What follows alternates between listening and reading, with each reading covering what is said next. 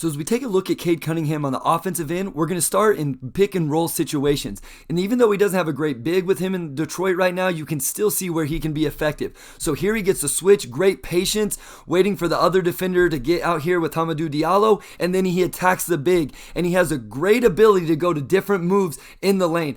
Obviously not going to be able to show them all in this breakdown, but there you see the show and the fadeaway. Here he gets the switch, and then the little hesitation, attacks, and I love his ability right here on this one to change speeds and then also take contact from Jeremy Lamb as he attacks and finishes. He doesn't always take contact well right now, as I'll highlight in the turnover portion, but at times he does. And then one final one, again, drop coverage, so he's going to attack, but look how patient he is, forcing Harold to make a decision, and as soon as Harold goes back, he takes off the right foot, right hand, off foot finish with the extension, and a nice finish there. So you've seen him able to create shots for himself. How about for his teammates? So here the Miami Heat, he knows they're going to double him. They blitzed him all night long in this game, and watch the eye manipulation here. He knows where he's going with the ball. He knows he's going to Saddiq Bey. So as we bring it back just a little bit, look where his eyes are at right here, holding the weak side defenders, knowing that he's then just needs a little bit to get the ball to Saddiq Bey for the knockdown here late in the fourth quarter. He did a great job keeping his composure in that game all night long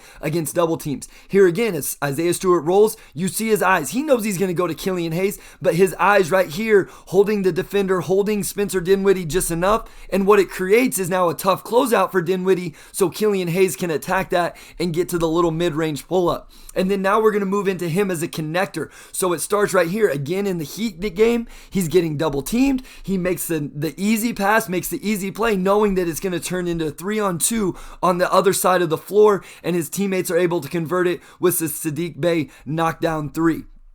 On this one here, we're going to look at the one more pass. So as he gets out to the perimeter, look at the gravity that he has as he catches the ball. Two guys running at him. He knows this. He catches. He knows immediately where he's going to go. He anticipates where he's going to go with the ball. Gets Killian Hayes a wide open three, even though he doesn't make it. This one highlights it even better, because if he's late at all on this one, you saw right there how close Kemba Walker was to stealing that. If Cade Cunningham doesn't know immediately where he's going with the ball, that's a layup for Kemba Walker instead of an open three for Corey Joseph.